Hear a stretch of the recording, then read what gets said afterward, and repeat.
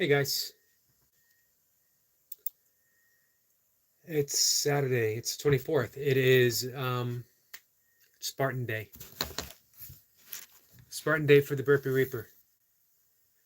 He is out on the course right now.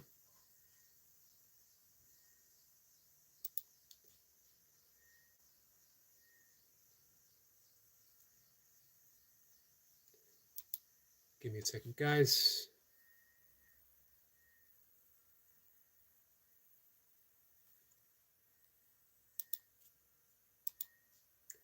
What else is going on today? Jacob. He did 7 pumps. He did 107 pumps. That is a lot of push-ups, guys.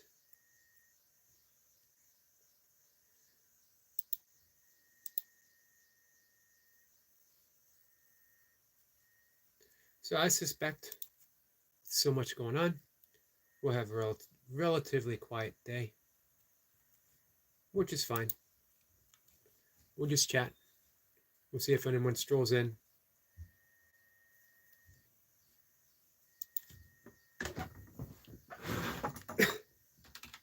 Putting up a message here for someone.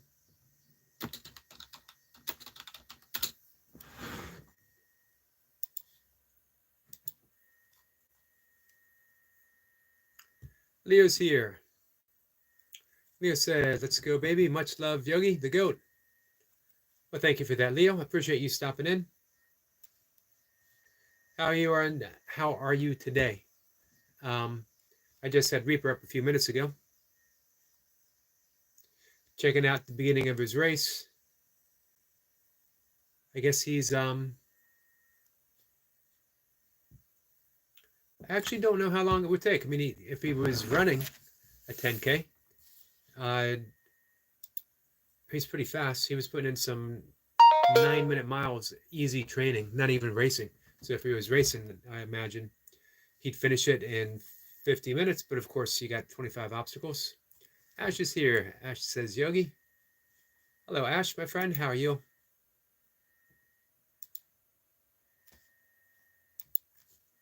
Leo said, happy Saturday to you. Thank you, Leo. Happy Saturday to you.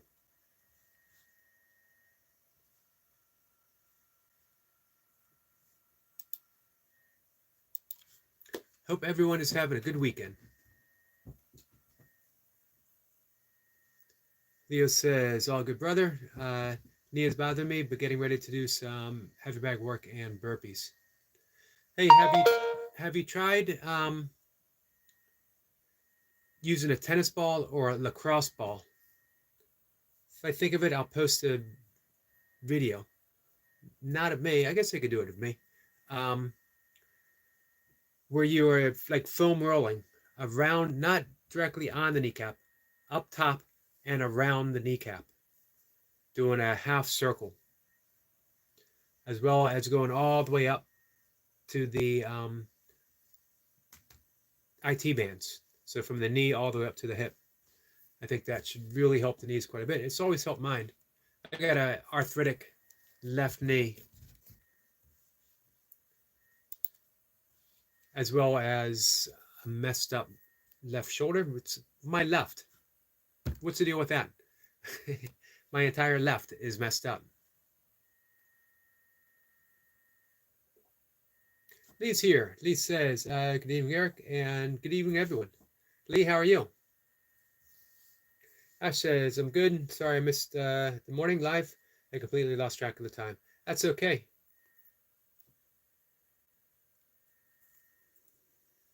I sort of made a promise to myself when I started doing live streams that I would go live at my set time for myself only, regardless of who showed up, how many people showed up, just to have a conversation, even if it was just me thinking out loud. So no one should ever feel pressured to have to be here, because I'll still be talking. I appreciate it when you guys do come and hang out. Kyle's here. Kyle says, hey, what's up, Kyle?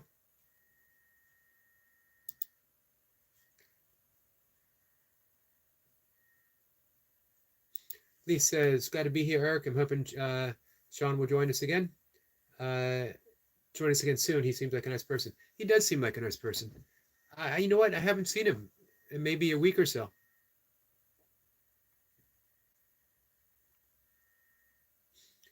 Let's see. Aspen's here. Aspen says hello. I'm supposed to be cleaning my room. Just wanted to pop in and say hi. I'll try to join after I'm done. Well, thank you. Appreciate that. And Ash says, yeah, I just enjoy supporting your live since you helped me reach 21 subs. I was happy to help.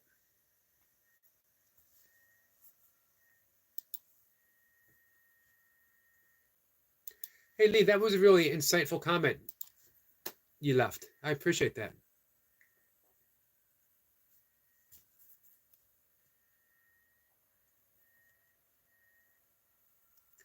Those insights are signposts along the way, signposts along the path.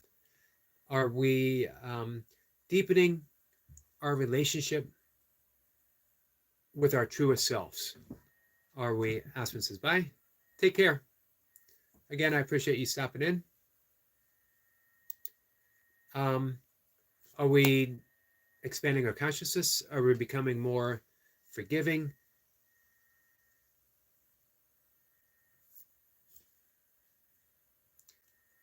And when we get those insights, it starts giving us, again, like a signpost that yes, we are.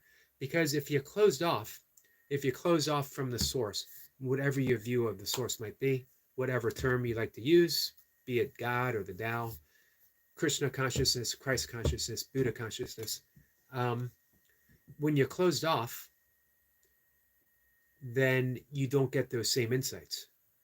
It's not even insight. We might get hunches, intuitions, but they're almost always about me, and me. But those insights, that's a deep view into consciousness itself.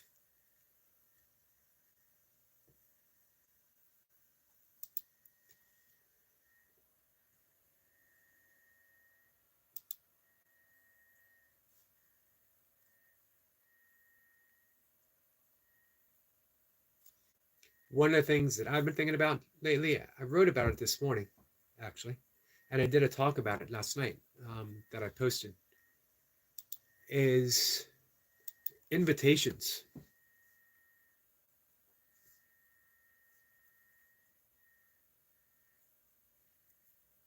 See, Lee says, I want to be more forgiving and more patient and gain more knowledge. This channel for me can aid me with all of these.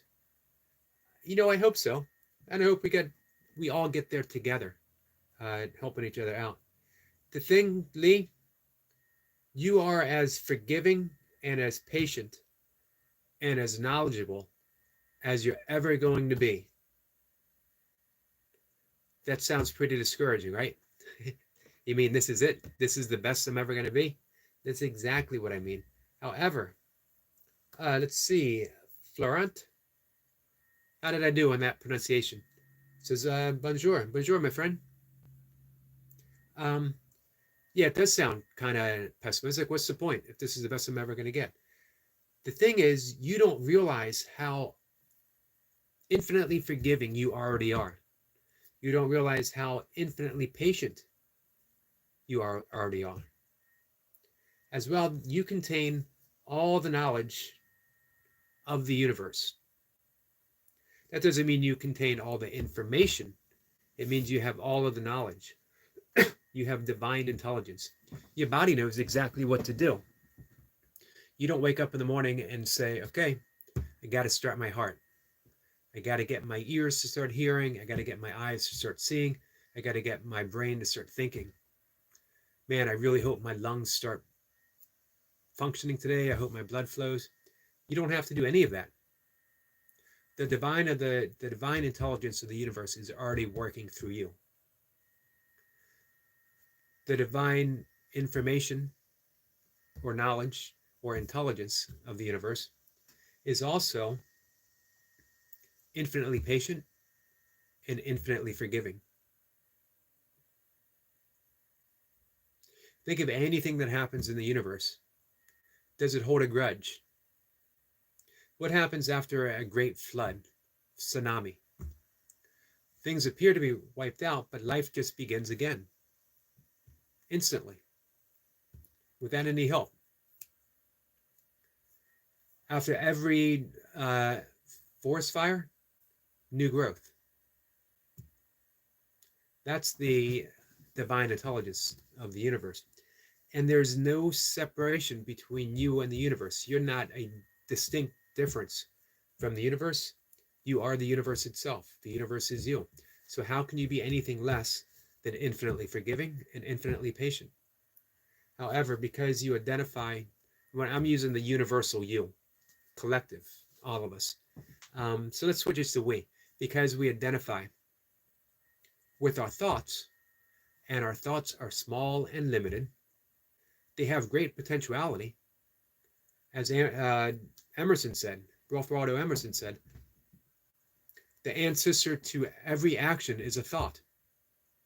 So everything that's ever come into creation has come from a thought, including the universe itself. At one point, that tiny little singularity of energy, tiny particle, and nothing else existed. There was the absolute, we could call the absolute God, and then there was that infinite energy, singularity, and then our thought came in, and the thought said, expand. The thought said be. The thought said become, and the entire universe came into existence. That's how powerful a thought is. However, for us, the thought also causes belief in separation. We've used the analogy of the clear sky. The sky is always clear, no matter what.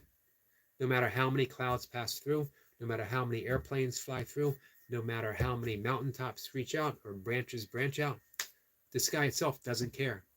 The sky itself is always forgiving. It doesn't say, too crowded. I just forgave a mountaintop this morning. I can't afford to forgive a branch too. I just forgave this airplane. I can't afford to have a cloud pass through. No, it just keeps staying in its essential nature without having to do anything whatsoever. That's the nature of forgiveness. We think of forgiveness as something that we do. Forgiveness is something that we are. It's a healing process. If you cut your finger, you probably don't cut your fingers because you're a chef. I cut my fingers all the time. I actually cut my finger on a piece of frozen bread. That's how ridiculous that is. When you cut your finger, you don't have to look at the skin and say, okay, you have to forgive. You have to forgive the cut. It's time to heal. The body starts to heal on its own. Forgiveness happens on its own. However, we keep bringing back the past, and the past doesn't exist. It's done. Can you show me the past? You can use words, you can describe it, you can tell me about it, you can paint a picture of it, but can you ever actually show me right now the past? The past is a thought. In the absence of a thought, you are here right now. And that's the magical spot. That's the mystical spot.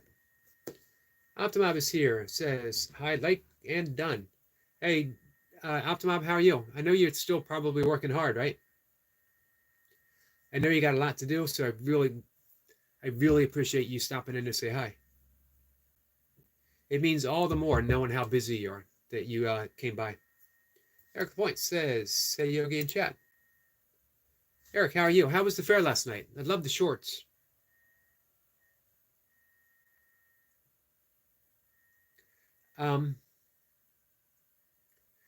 Yeah, so right now, here, at this point, it's the mystical answer of the universe. Be here now, and there's nowhere else you can possibly be. You already are. People have taken pilgrimages. They've climbed the highest mountain in the Himalayas. They've meditated in caves. They sought out gurus and wise men, mystics, seers, rishis, yogis. And the answer was always, be here now. And oh, by the way, you're already here, and it's already now. That's the point of forgiveness. It's simply realizing in this moment, anything that happened to you is just a thought. And is it worth you carrying that thought of judgment, that thought of resentment, and that thought of grievances with you all the time? Eric Point says, it was a great time. The Jay Jordan is climbing a mountain right now. I have him up running his live stream. It seems he's just about at the top of the mountain. And then we got 200 burpees. That's what I love about this community. This is what I love about the burpee community. It's not enough to climb a mountain. Anyone can climb a mountain. But, hey, let's do 200 burpees at the top of the mountain. Timo says, I edited 4 videos. My internet with 400 megabit second is still too slow to me. Yeah, you mentioned this morning how much work you had. Hey, Linda, how are you? I just brought your channel up because I saw that you left a kind comment. Thank you. Yeah, Linda, I love sunrises. Timo says, hi, Linda, Lee, and Eric.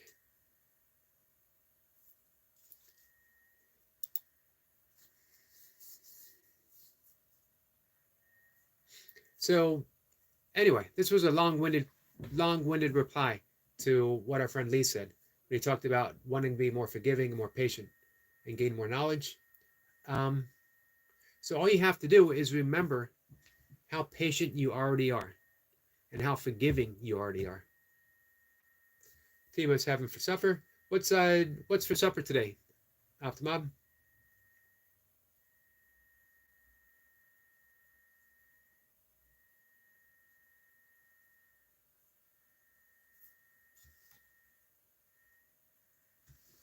Lisa, say to Linda, there's a vegan lasagna. Wow, man, if I knew you were having vegan lasagna, I would have swung on by, knocked on your door. Unexpectedly, of course.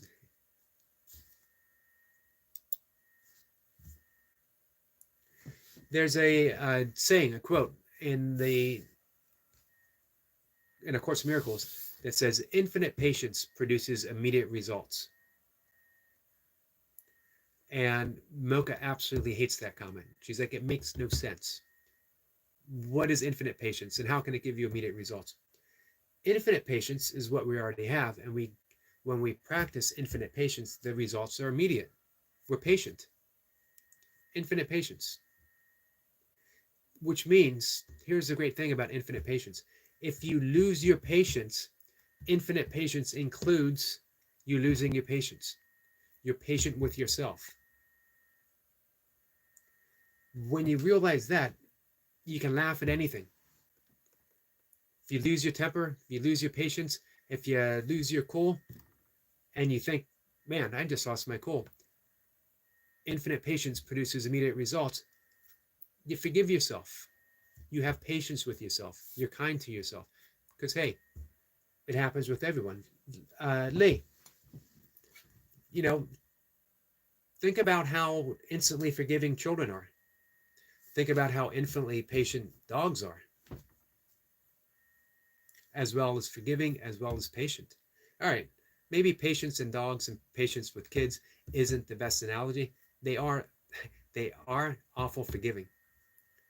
They do, however, especially children, they have innate patience. Toddlers. Because they're never in a rush to be 2. They're never in a rush to be 3.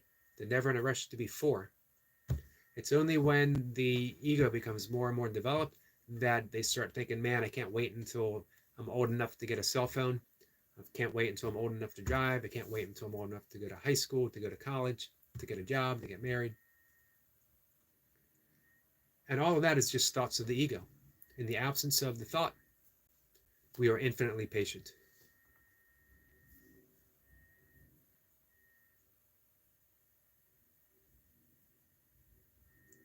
Let's see. Eric Point says, I never lose my cool. I say cool, I just get upset. That's the way to do it. We all need a strategy.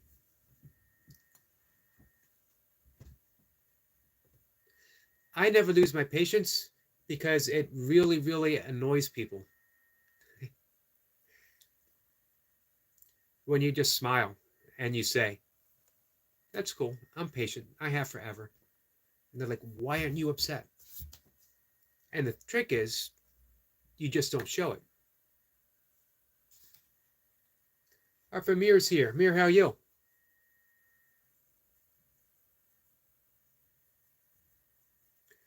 Optimop says, I have nearly no patience at the moment. I have learned being patient. You know what? I would imagine with your editing that you probably developed a whole lot of patience with what you do. Because all that steadiness, the steadiness of mind and the hand, has to be very intricate. All right, I'm not even going to try it again. If it didn't come out the first 2 times, it's not going to come out the third. Your toast is here. Hey, my friend, haven't seen you for a bit. How you been?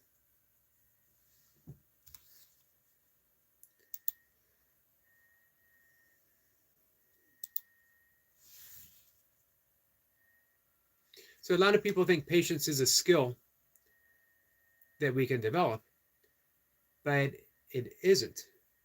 It's an actuality that we need to remember, which is pretty cool. It's the same with anything. Forgiveness isn't a skill that we need to practice. It's just something that we need to remember moment by moment. And we need to remember the innate nature of forgiveness. It is not something that we give. It's not something that we bestow. It's not something where we say, you've suffered enough, and now, let's see. Linda says, can you discuss grief sometime, Yogi? I certainly can. I've written a lot about grief. And I wrote about it when I was caregiving for my father in his last few months, and watching the strongest person in my life, the most powerful person in my life, the most patient person, caring person, kind person, seemingly become physically at least less and less each passing day.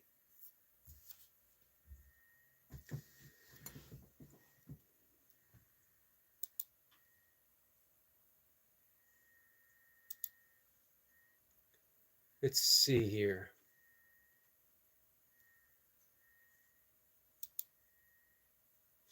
I use grief a lot when I talk about suffering, especially when I mention the yogic as well as Buddhist psychology of suffering being optional. Suffering is a psychological phenomenon, but it's not. Let's see. We got Bumblebee Tree. She's early. Wow. And Night Watcher's here. Sorry, Toast.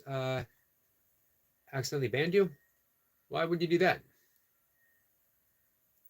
And Lucifer Morningstar is here. Flower. T says grief doesn't have a timeline. We all experience it differently in different lengths of time. Absolutely. And that's where suffering comes in. That's why suffering is optional. That it's when we say, I'm tired of hurting, I'm tired of grieving, I'm tired of feeling this way, and we want something otherwise. How long does it take? How long does the grieving process take? Unfortunately, Elizabeth Kubler-Ross, who wrote an awesome book on grief and grieving, made it seem like there was a timeline, 7 stages. How come I thought I was in stage 4 and I'm all the way back to stage 1? When do I get to stage 7? When am I going to feel better? Truth is, when you're grieving, the truth is after loss, you're never going to feel better. Not in that regard. However, life goes on. New joys spring up. New joys never surpass the old ones that we lost. They don't take the place. We don't feel better because new things happen. We feel better because new things are happening. I think it's just important to remember that grief is natural. Let's see what Kehil Gibran in The Prophet has to say about grief.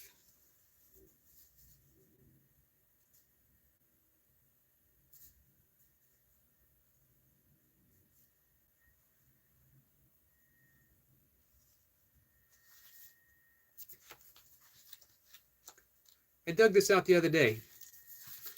It's a great book to meditate on, that you can open at any passage.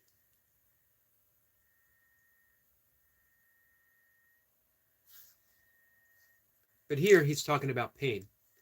Pain and grief, same thing.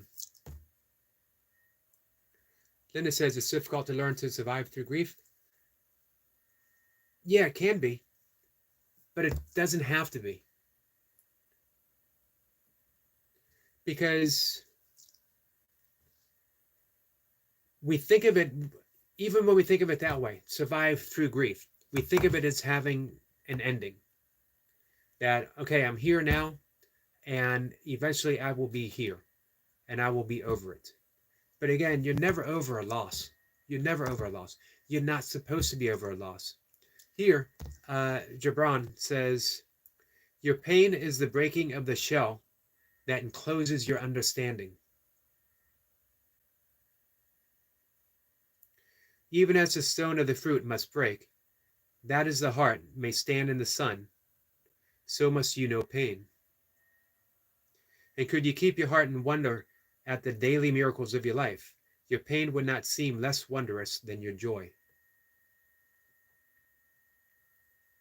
And you would accept the seasons of your heart, even as you have always accepted the seasons that pass over your fields. And you would watch with your serenity through the winters of your grief. I'm going to read that again. Let me know if you guys want me to. Absolutely amazing ending there. And you would watch with serenity through the winters of your grief.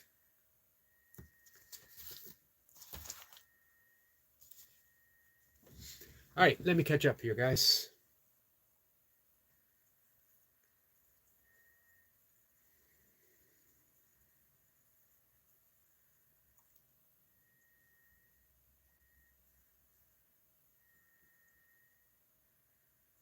Eric Point says, it happens, Night Watcher. I've deleted comments before trying to go their channel. Yeah, it happens.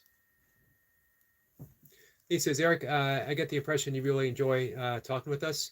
You don't underestimate the power of us as a collective and the journey we are on together. Oh, I do.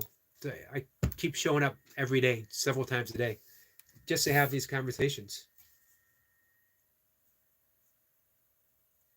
He says, it is, Linda.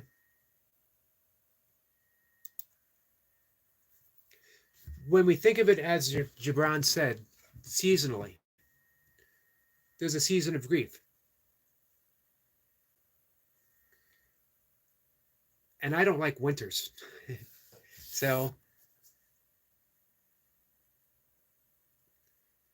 but when I'm in winter, do I project outwards? That's where suffering comes.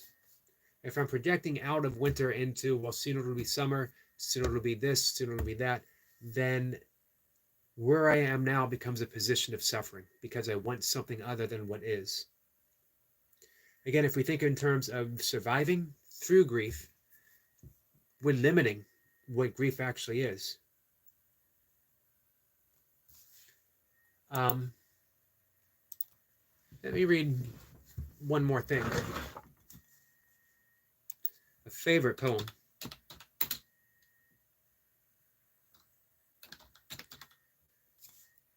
Rumi, Love Dogs.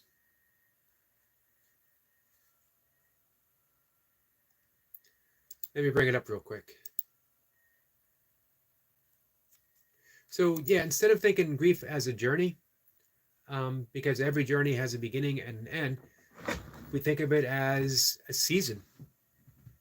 Seasons don't truly have a beginning and an end. When I was looking, I love the deep, deep green. It's a passionate green of late spring, early summer, and it's overwhelming. It pulls you in. You don't just look at green; you experience green. And it occurred to me, and then I looked it up, that even looking at the that greenness of a leaf, I'm at the very same time experiencing autumn, because the greenness of a leaf is an illusion. There's no actual green. It's a reflection. It's the sun reflecting the photosynthesis of the chlorophyll. I'm sorry, um, of the leaves. The leaves themselves are already brown. They already have that shade of autumn. And yet, because the sun is reflecting the chlorophyll that's contained within the leaves, we are seeing the deep, deep, deep green, which means every season is contained in the next season. There's no distinct season. There's no specific point where all of a sudden summer lets go and autumn begins. There's that gradual letting go. And yet, even when it lets go, it's becoming something else, and then it circles back again.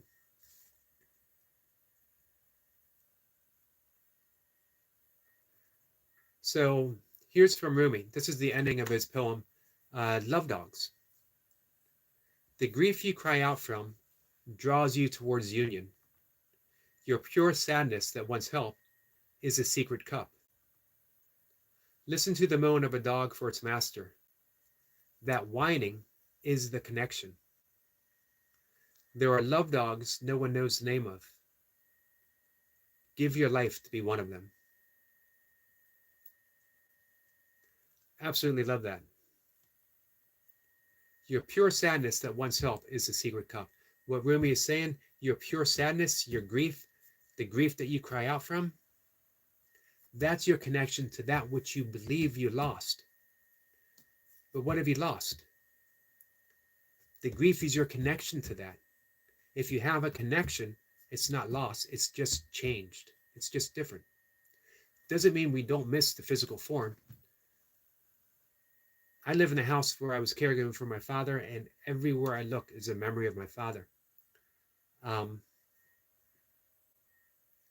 someone asked me, you know, is it like living in a haunted house, all of those memories? It's like living in a house of love. I see my dad everywhere. And when my heart is heavy, when it's sad, when I'm experiencing the grief, even almost 3 years after him being gone, I know that that grief, that heaviness, is my connection to my dad. It's a reflection of the love, not only that I had for my dad, but what he had for me. And that love never dissipates, never dissipates. It's as full now as it was when he was physically alive. Let me read one more thing from Rumi, and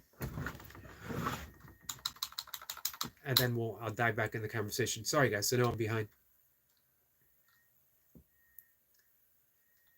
Let's see.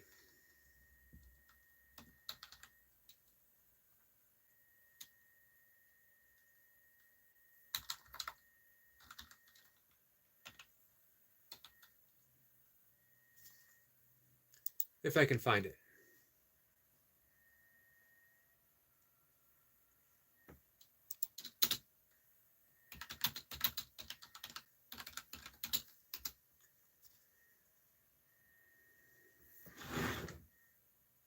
All right, last one, and I'll dive back in.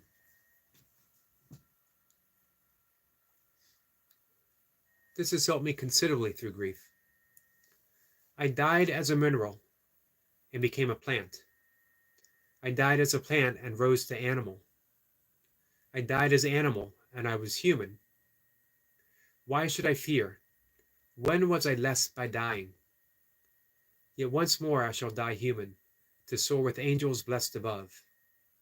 But when I sacrifice my angel soul, I shall become what no mind ever conceived, As a human, I will die once more. Reborn, I will with angels soar. And when I let my angel body go, I shall be more than mortal mind can know. So we're always in the process of being reborn, and nothing is ever lost in that process.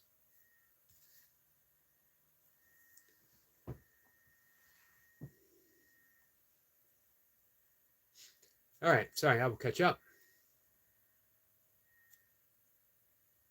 T says, I had to learn with my first death, and I had to deal with 4 other deaths, all in less than 18 months. First death destroyed me and changed me 8 years on from first death, but all 5 deaths were people very close to me and had impact on my life.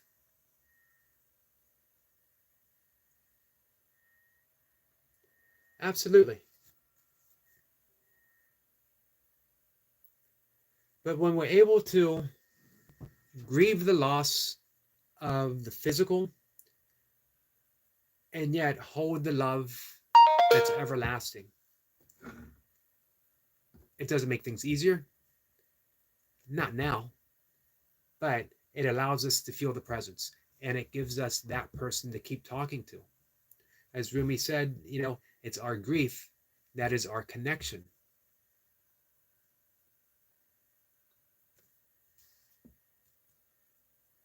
Now, what you says, Yogi, what were you doing 15 years ago, 2009? I had just started ultra running. I had been training for kettlebell sport. It was about 20 pounds heavier. I had about the same amount of hair. I had read, this is what, August? I was getting ready for my first 50K. I had read Born to Run in May, and I told everyone from now on I was going to be an ultra runner. Still trained with kettlebells, but my focus was going to be an ultra running, and then I would run 100 miles. And let's see, I'd separated from Mocha, moved back in to help my father care for my mother with Alzheimer's. That's about it.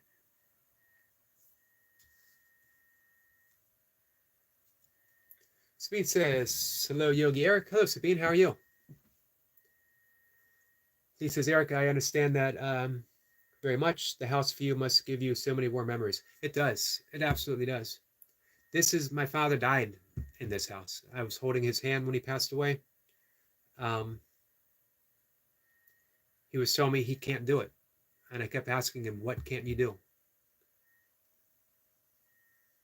I had a little seizure and passed away. He came home from the hospital that day to be put in hospice. And the hospice nurse left. And man, I was overwhelmed. Could I be that kind of a caregiver? Could I be the not just a critical? I had already been a critical, but could I take it to the next level where I was actually making those life and death choices for my father? Any mistake, scared to death. Fortunately, I did have Mocha helping me. Abbas says, yo, what's up? Abbas, my friend, how are you?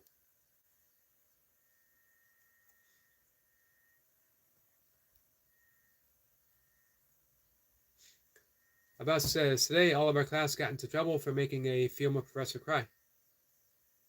Well, I'm sorry to hear that. For both. Everyone. For the professor and for you guys.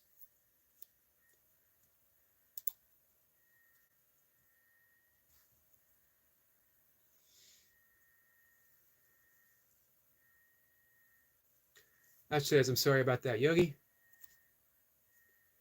Thank you, Ash.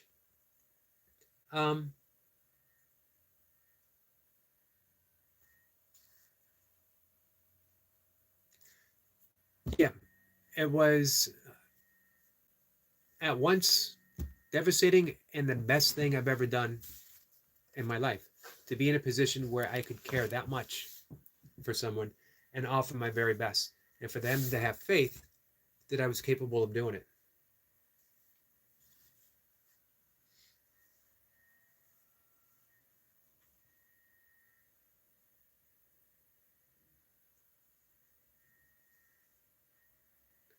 Ash is asking Aspen when she's going to go live. She's going to keep an eye out.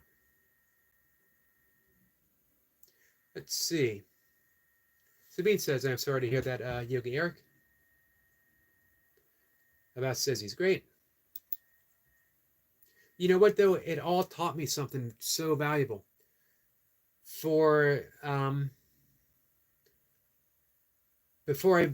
I moved back in after my separation, I had helped my father as a caregiver for my mom for about 8 years. When I moved back in, I had 2 years of being a hands-on caregiver for my mom as an Alzheimer's patient. And you know what? We were talking about patience when I was talking about infinite patience producing immediate results. There is no patience as keenly important as being a caregiver for someone with any form of dementia at all. Because you only have right now. You can never say to someone, or hopefully you never have that chance, to someone with dementia, I just told you. Don't you remember? Can't you remember anything? How many times do I have to tell you? And I made a vow I would never, ever use those expressions to my mom, ever. And of course, because we're all human, it was on the tip of my tongue. But you remind yourself, infinite patience produces immediate results.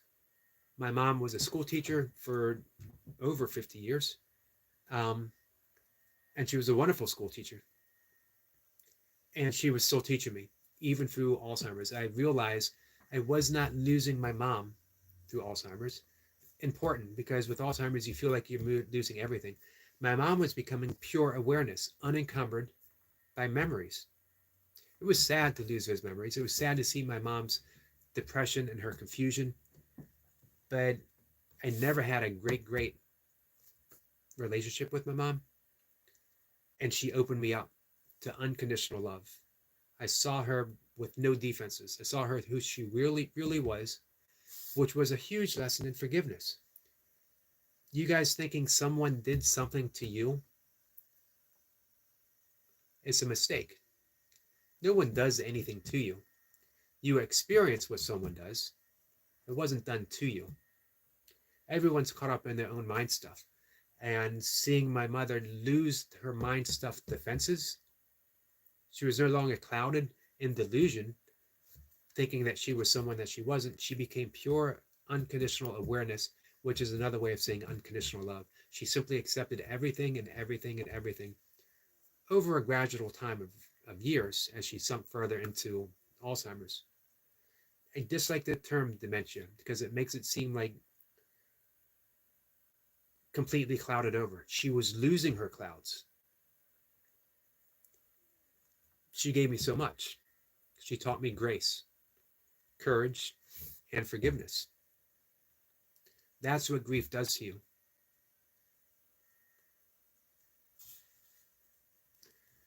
All right, I gotta be honest with you. It might be impossible at this point for me to catch up with the chat.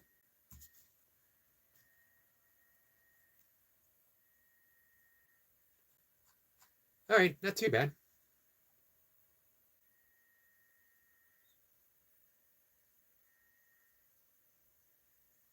There's competitive programming.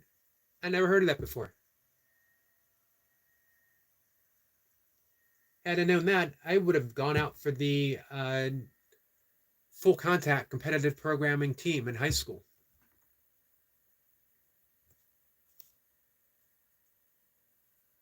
Why do I think that's something Eric Lapointe would have been good at?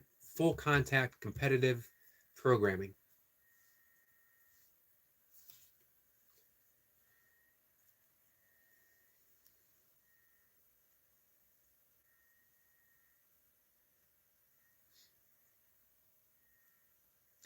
Lee says, Eric, I see the qualities of you in abundance.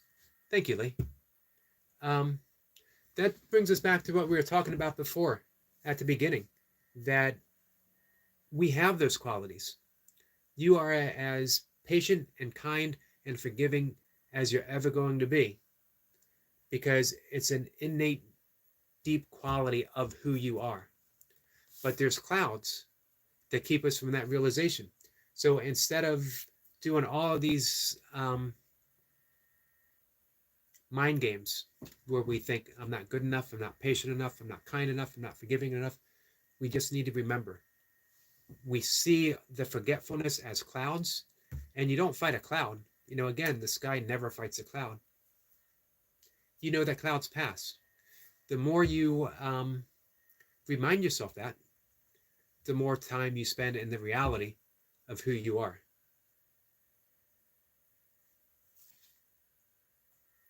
Oh, hey, um, I wanted to mention Your Toast. I don't know if Your Toast is still here. He has 99 subscribers. If anyone is not subscribed to Your Toast, let's make his visit worthwhile. Um, anyone could subscribe to him and get him to 100 would be awesome.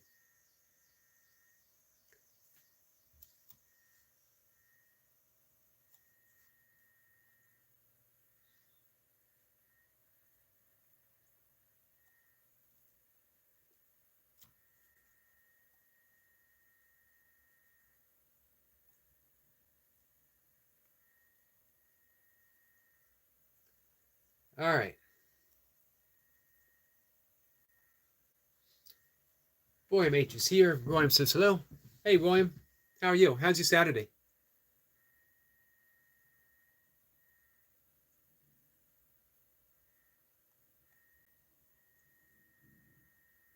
Laradox is here. Laradox says hi. What's up, Laradox?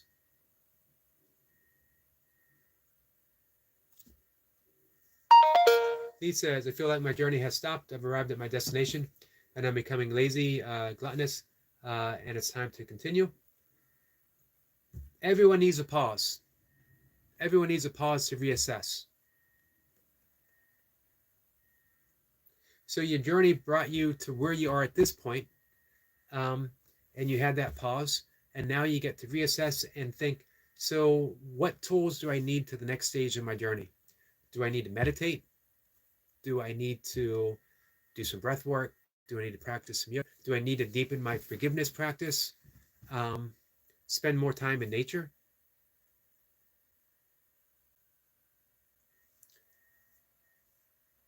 Ash is going to be right back. Everyone's saying hi to Laradox. Lee says, is there a link, please?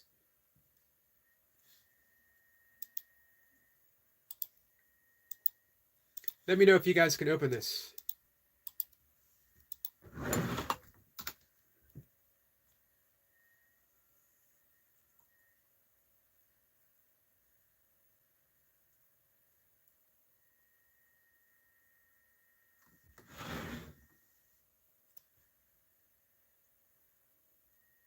Night Watcher says he just subbed. Apologies for banning him. He's at 100 now. Nice. Thank you, Night Watcher.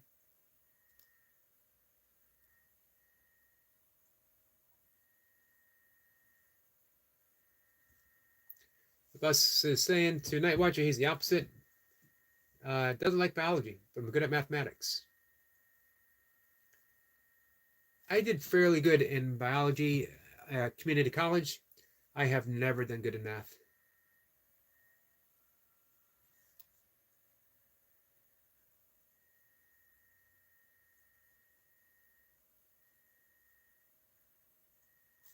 He says, does anyone need a sub? That's here. I'm just checking to see who I've subbed to.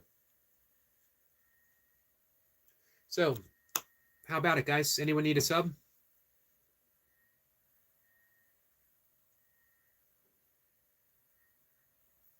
William says, tired mostly through it has been a good day. I'm glad to hear. Thank you for asking. How are you doing, Yogi? I'm doing pretty good. I had a bit of a low spot myself. No apparent reason. Sometimes it just hits us, you know. The key, you know, man, patience has been a big theme that we're talking about today. And the key is patience. You hit that low point, you know it's going to last. It's not going to last. It's just where we find ourselves right now. In the past, several years ago, two things would have happened. In the past, I would have sunk even deeper I would have said to myself, well, this is the beginning of something bad. This is the beginning of a longer and heavier depression. I would have convinced myself that this was it. And then later, several years later, almost a decade later, it would have been, well, now I have some tools to deal with it. Now I can do the things that I know lift me up a little bit, even if it's only temporarily. And they did work. And now, at this point, and it just shows how life does work through these avenues, that it's simply okay to feel down. I don't have to do anything about it. I don't need a technique. I don't need to lift myself up. It doesn't mean that I'm going to sink into a longer depression. And if it does happen, then it happens. It doesn't have to be anything other than what it is. And with that, everything changed for me. Everything. A lifelong battle with depression disappeared. Depression didn't. The battle disappeared. You don't have to battle anything. You don't have to battle grief. You don't have to battle your lack of patience. You don't have to battle an inability to be as forgiving as you would like to be. Because now you've created a problem. Now you've created suffering. Suffering ends when you just say, well, this is interesting. This is how things are right now for however long they might be. Aspen's back. Let's see. Aspen says, Yogi, I might quit YouTube. There's 2 people who keep hating on my, and I ban them, but they keep finding me. It is finding me. No, it's wrecking my mental health. I've had that as well. I get plenty of people coming and trolling me. Some make it very personal, or they attempt to make it very personal. The key is, Aspen.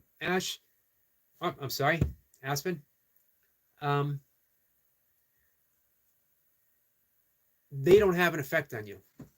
You can allow them to have an effect on you. They're just people on a screen, just words on a screen. They have no actual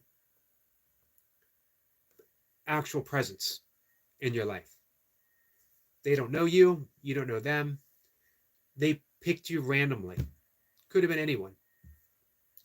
You want all of your hard work and the joy and the fun that you've had on YouTube to disappear because of 2 people you don't even know?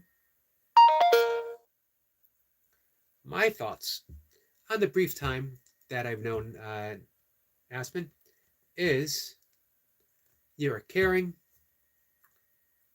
self-possessed, intelligent person, bigger than anyone that comes at you on YouTube. So keep doing what you're doing. Keep putting out good content. Keep enjoying your channel. And don't worry about the haters, because that means that you are being successful. Jay says, sometimes just sit down, relax, and poop howdy.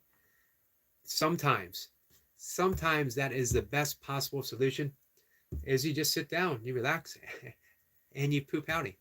Philosophy from the great sage, from the wisdom master himself, from the natural Taoist yogi master, Jace. Poop howdy, my friend.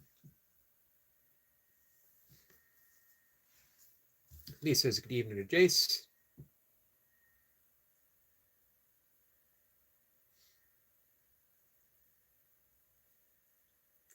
Abess says he didn't know that about the ADHD thing. If you find CS interesting, even after the initial confusion, I can help you. I'm thinking about making a CS video myself. Nice.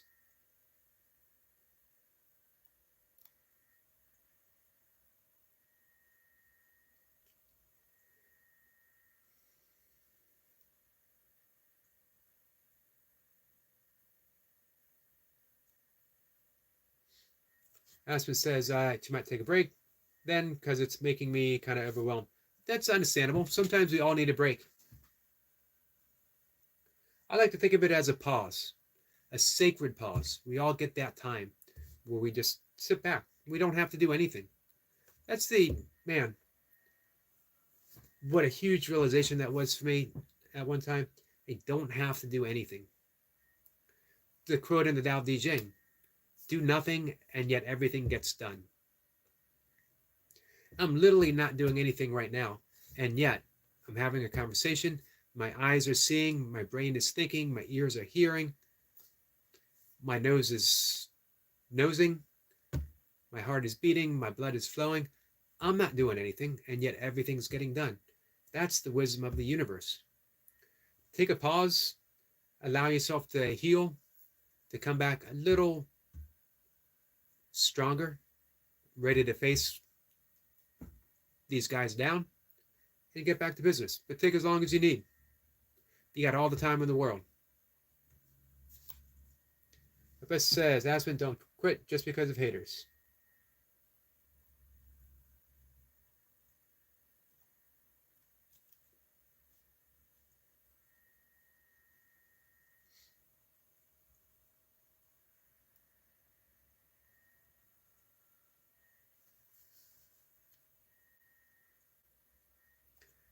Let's see. Abbas says, Old Man with the Beard is cool. It is pretty cool. Speaking from experience.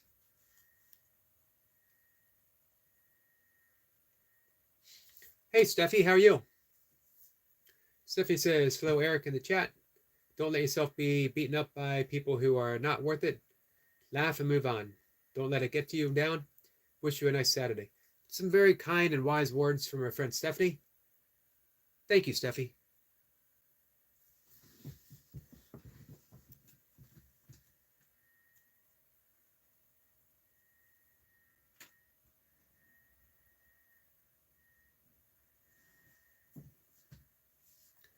Odom, I'm sorry I missed your comments up above. I apologize. I was on a rant.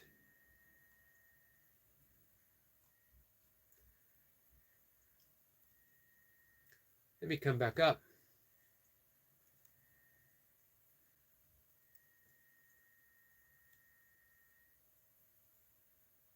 So again, Bess, I'm sorry to hear about your professor.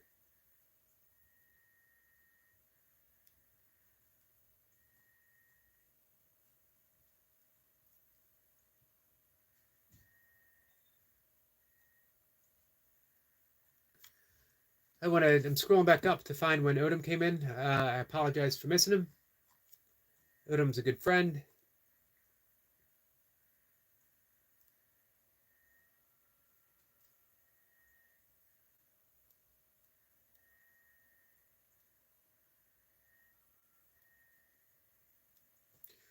This was a comment I was looking for. Odom says it will be 4 years in December since my dad passed away.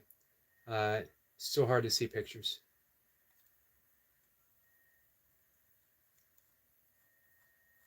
Yeah, that is the thing with grief. As Bumblebee T said, doesn't have a timeline.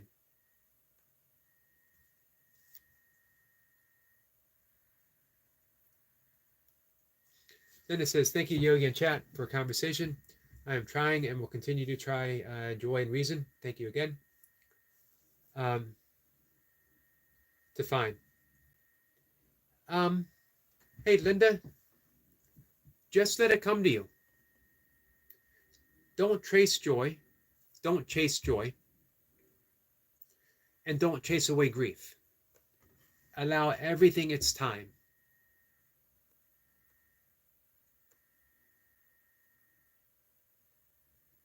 We could easily say that grief is allowed by virtue of its existence, that it's here and that we are experiencing it. And when we try to push it away, now we're suffering. Joy can come in the midst of grief, unexpectedly.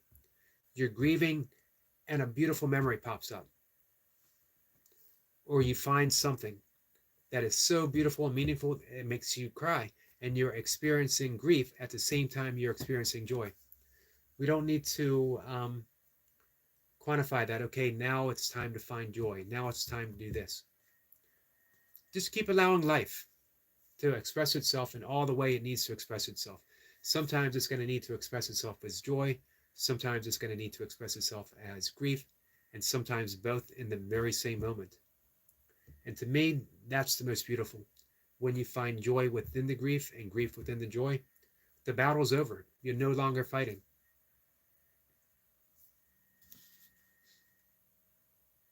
Hey, Cuban, how are you?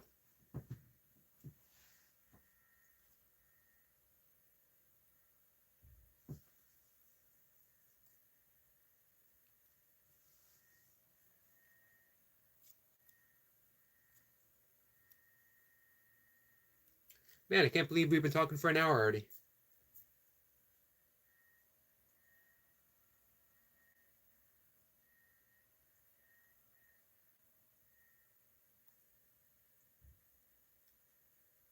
Odom says, I'm always here, Yogi, just working and listening. I appreciate that, Odom. It's the thing with Odom and Eric Lapointe. Um, they just provide this nice presence. You don't know if they're always here, but you know there's always the potentiality for being here, and that makes it cool. If Eric Lapointe's not here, maybe Odom's going to be here. If Odom's not here, maybe Eric Lapointe's going to be here. Regardless, I know someone's here, and I know they have my back.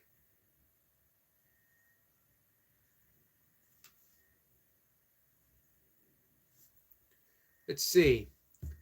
Lisa says, Eric, can you quickly explain Thanksgiving to us Brits, please? I often dream of sitting at a table with nice company and just conversing.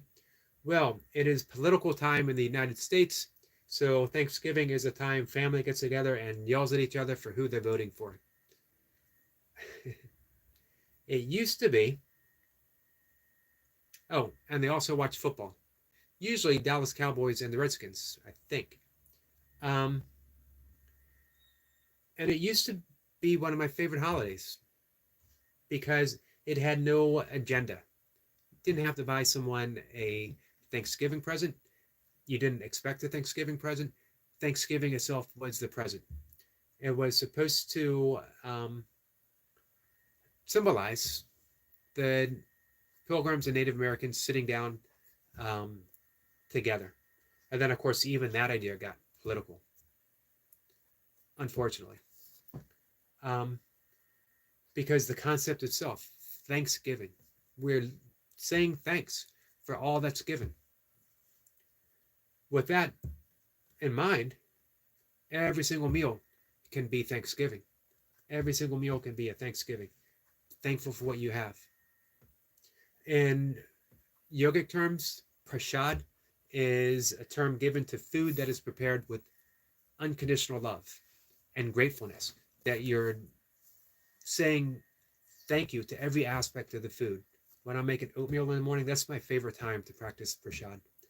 I'm saying thanks for the oats. Thanks for the bananas, for the walnuts, for the blueberries. Not only that, thank you for the truck drivers who brought it to the store. Thank you for the cashier who handed it to me. Thank you to the farmers that grew it. Thank you to the sunlight that nourished it and the earth that brought it forth. Thank you for the rain that made it thrive. Infinite progression, infinite regression. And it becomes a beautiful event. That is the spirit of Thanksgiving. Whether or not it's actually realized is entirely up to every family. If you take it at that, it's a beautiful experience. And I think a lot of us have had those moments. Hey, Grim the YouTuber's here. Sup, Yogi? Grim, how are you, my friend? Appreciate you stopping by. Man, I've been rambling on about all kinds of stuff for over an hour now.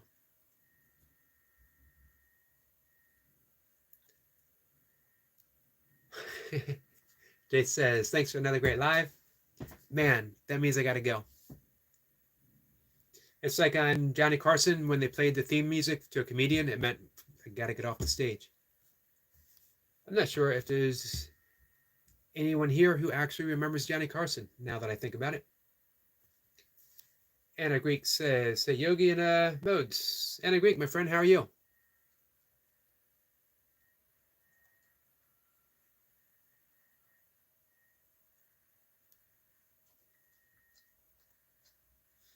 So, Thanksgiving, yes, it's a uniquely American holiday. Doesn't have to be. Lee, with the with your cooking ability and the love that you have for your family, make a Thanksgiving dinner. Cook all the food with all the love that you can pour into every aspect, giving thanks silently. Just silently give thanks to everything that was brought to you. Explain it to your kids. This is what we're doing. We are going to have our Thanksgiving. This meal right now, it was prepared with all the love that I have for each and every one of you. It was prepared with all the love of the universe itself pouring forth everything we needed for this meal to be here.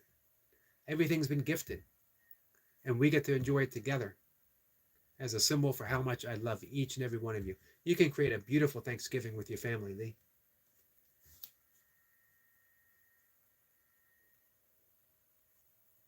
Of course, it'd be even better if you could invite your friend Eric over to have a good home cooked meal that wasn't lentils and rice and potatoes. Um, but I don't think that's going to happen anytime soon. Not to not to say that I don't enjoy my lentils and my rice and my potatoes. He says, I really like the idea of being together and saying thank you. Yeah, so do I. Well, I'm saying hi to everyone. We got up above. Grim says, I agree. Steffi, you're all lovely people, and I'm glad to be part of you all. I agree as well. All of you guys.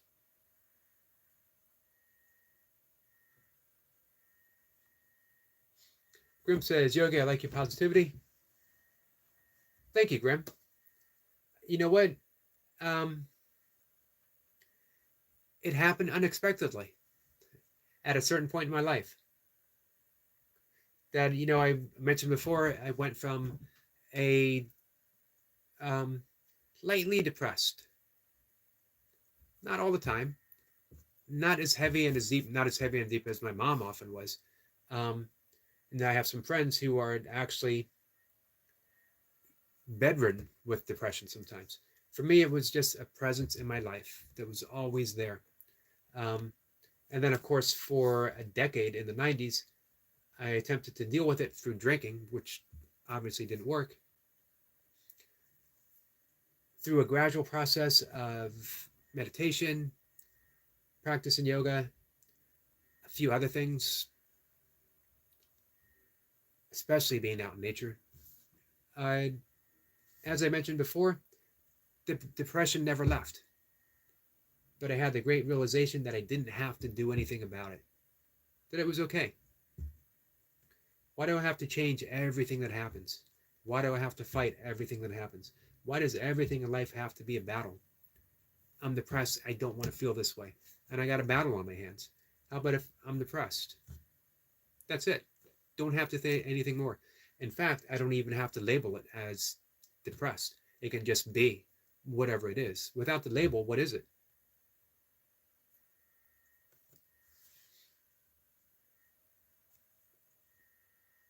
He says, Steffi, where are you from? He says, super idea, Eric. That it would be awesome to if that happened, Lee, and then to have you tell us about it. Grim says, doing good. You practice great Stoic philosophy.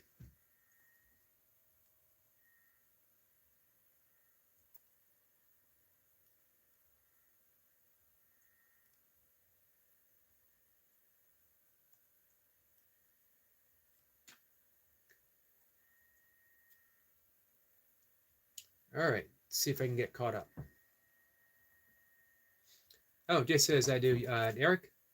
Yeah, I forget that you're, well, I guess I'm 9 years older than you.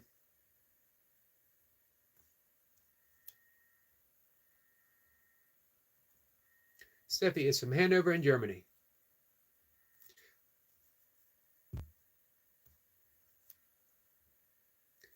Night Watcher says, another great live, now skedaddle. You know what? I think we're going to do maybe 10 more minutes, 15 more minutes. Anna Greek says Stoicism is the most superior way of living ever invented.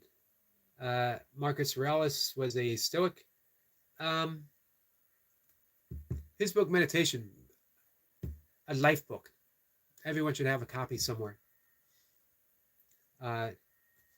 Was a Stoic Roman emperor, very wise and self-controlled, unlike the other vicious emperors.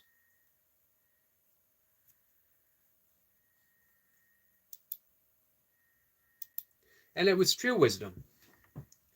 True wisdom has to be compassionate. True wisdom has to be empathetic. If it's not true wisdom. And all of those qualities were evident in his book Meditation.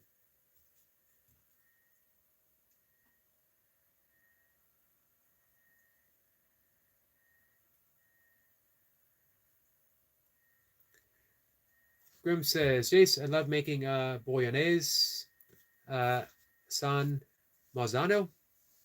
Tomatoes are the key, making a good sauce. Well, man, we got some creative cookers here. Lee, Jace, Grim. Me, man, I put things in an Instapot and I press a button and I go out for my walk. And then I come home and I make oatmeal and fruits and vegetables. I actually used to be a cook in a restaurant. Not a good one, but a serviceable one. I was the head cook by proxy. One day, the actual cook, I was a dishwasher. I got the job as a waiter and was immediately demoted to busboy. The very next day, I was demoted to dishwasher. And I fell in love with being a dishwasher. It was the perfect Zen job. Dirty plate, clean plate. How simple can that be? I love the simplicity of washing dishes. I loved all of it. Kayla's here. Hey, Kayla Bill. And one day, the cook didn't show up. He had a nervous breakdown, is what I heard. Didn't show up for work. And they said, does anyone have any experience cooking? And I gave them a smart ass answer. Well, I've cooked before, meaning like my breakfast. And they said, great, you're the new head cook. And that actually lasted for about 2 years. 19 years old, I made really good money. I was just back from 30 plus days in the Smoky Mountains doing an outward bound course. I had planned on saving up some money to hike the entirety of the Appalachian Trail, which I didn't do, but I've hiked lots of large sections of it. So, man, being that young and making decent money, that was definitely a blessing. I ended up quitting to get a job in retail, selling outdoor equipment, which I loved as well. And to varying degrees of success, my life unfolded in retail from that point on until my mid 40s.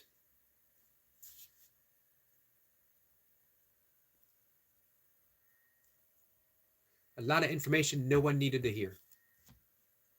But circling around, I appreciate good cooks. I appreciate creative cooks.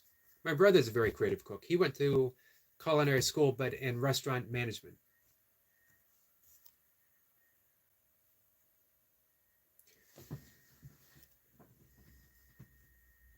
Grim says, Jay says, Grandma buy a basic sauce and add to it, then mix the pasta with melted cheese. Nice. Aspen is a iPad kid, I'm sorry. Odom says, good tomatoes for pasta, but terrible to grill. What's the difference, Odom? I mean, do you have tomatoes grown specifically for sauce and specifically for something else?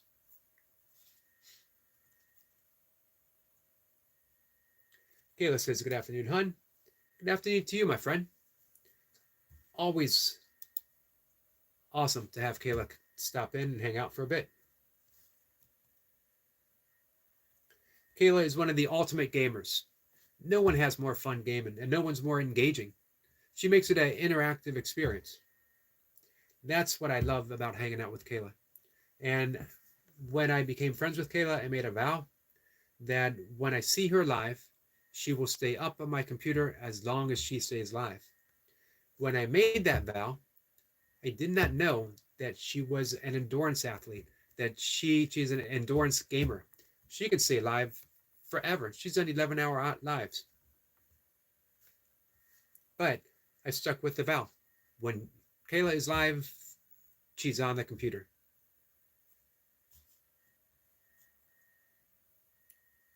She gets all the views, all the watch hours, all the stuff that I can send her away. Kayla says big likes and lurking love.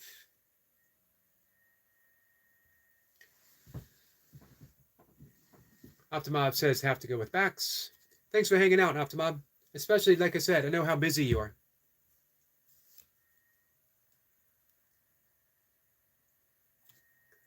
All right, Aspen says gotta go. Have an amazing day, everyone. You too, Aspen.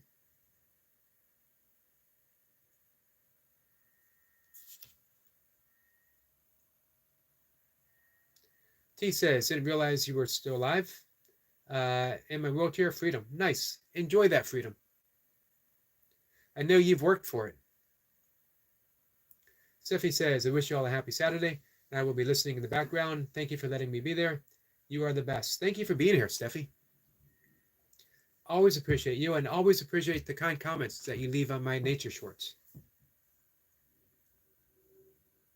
If I never ever did another live stream, I would continue and always do nature shorts. I absolutely love doing them. Grim says, I like to juice a lot, Yogi. I've been learning a lot of vegan ideas when it comes to eating. I want to eat healthy. I always tell people, you know, I'm a vegan for ethical reasons. If someone were to say vegan diet is the unhealthiest diet in the world, I'd have to shrug my shoulders and say, that's too bad. I'll have to make the best of it because I'm a vegan.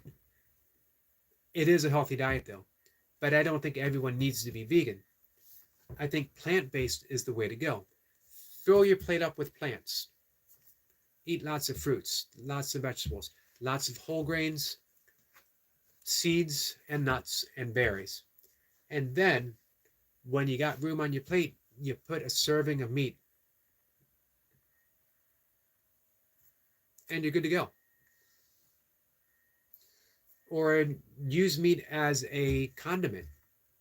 It's what a lot of Asian cultures do. So, yeah, it doesn't have to be a denying process. Especially one thing I discovered being a huge meat eater and an unhappy meat eater, because I had spent a year working on a veal farm, as well as coming from a hunting family and doing some hunting myself. And I didn't like the suffering that I had become part of, but I was a meat eater. I liked it. I enjoyed it. I was also a bodybuilder and a powerlifter, and I thought I needed it. And I realized, man, I was eating the same meat, 3, 4? And there's an endless supply of fruits and vegetables that I had never even tried before. Just opened everything up. And you know what started changing for me was juicing. The more I juiced, the more my taste began to change, and I started eating more vegetables and eating more fruits, and I started thinking, I can be a vegetarian. And I soon was. And then at one point, something just broke, and I thought I need to remove myself from this cycle of suffering that I'm part of, and it begins with being a vegan. But not everyone needs to take that step or even be vegetarian.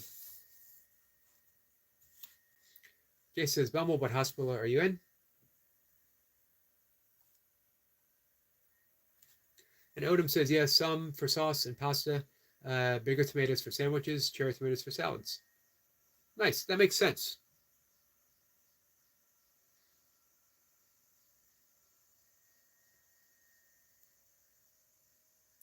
T says, Jace, I'm on Facebook Messenger too. Yogi can give you a Facebook link. Yep, I can do that.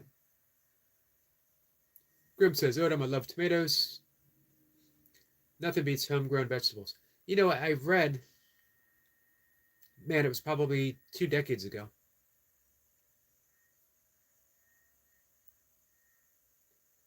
Let me get back to that.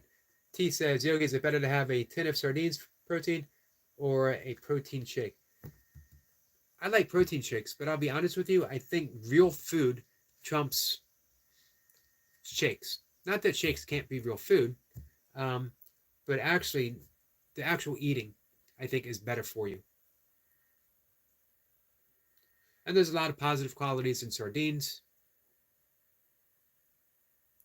So, yeah, decades and decades ago, and I don't know the validity of this, is that when we homegrown vegetables, they the connection that we have, that universal link between everything and all of us, the vegetables will grow the exact nutrients that you need through that connection, as long as you're the one or your family is participating in the growing of. You can look that up. Maybe it's a new age old wives' tale.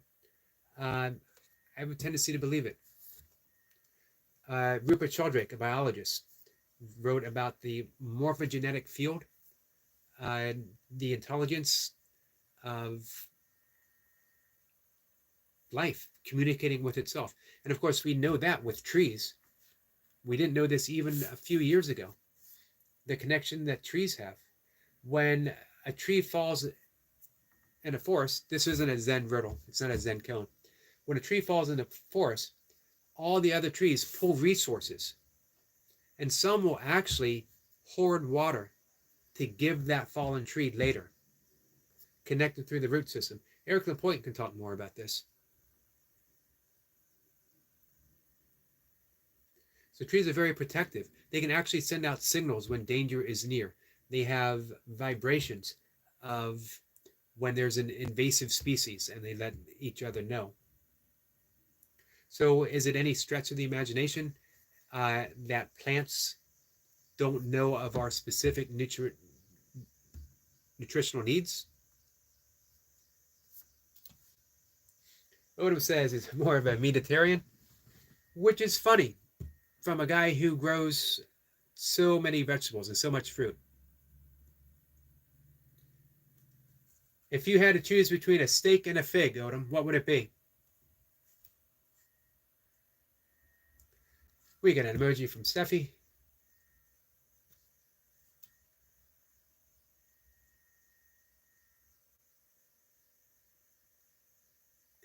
T says, Jace will message him in about 20 minutes. Jace says, connected already, Eric. Nice.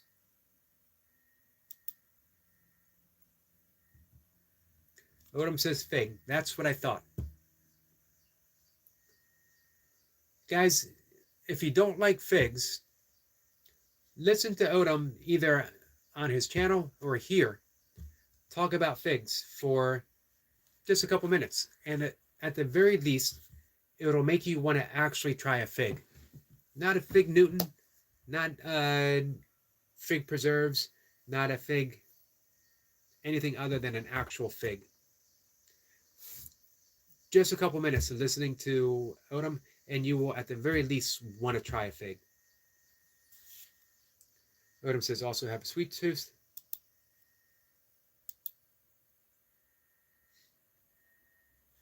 Aspen is back. Welcome back. We're actually going to say goodbye in just a minute.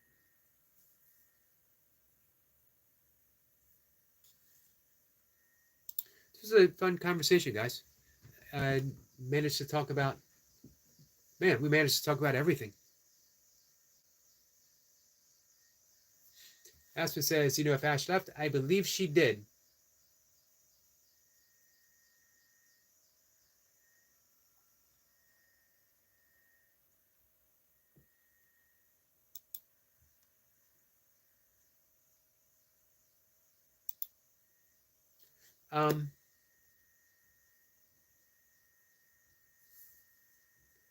All right.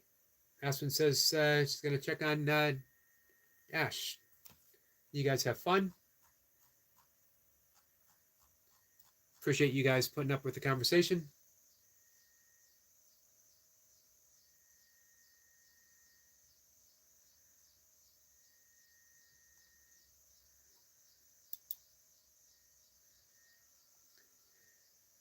Night Watcher is, oh, let's see. Abbas says he left and now he's back. Well, welcome back.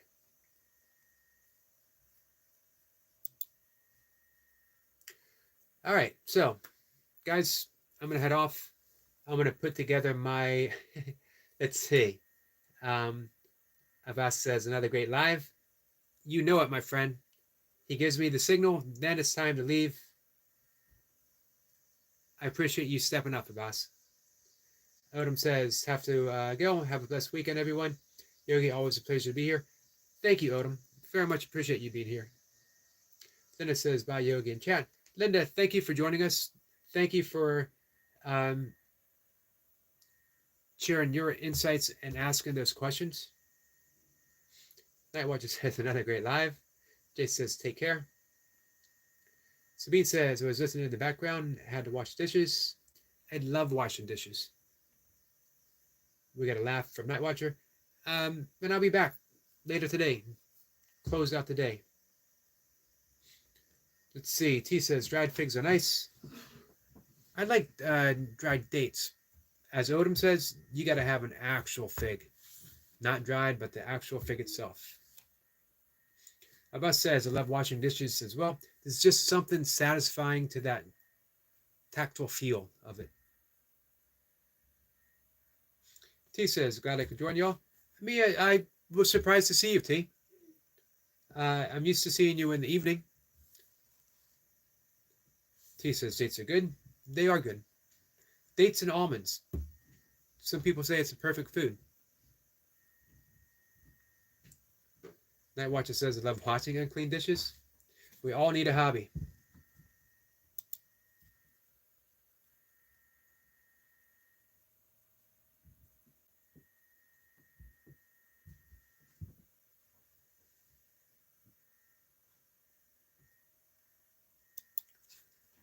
All right, so hate to cut things short. I'll be back. If anyone's around and they want to keep talking. T says, Yogi, I'll drop in later. Awesome.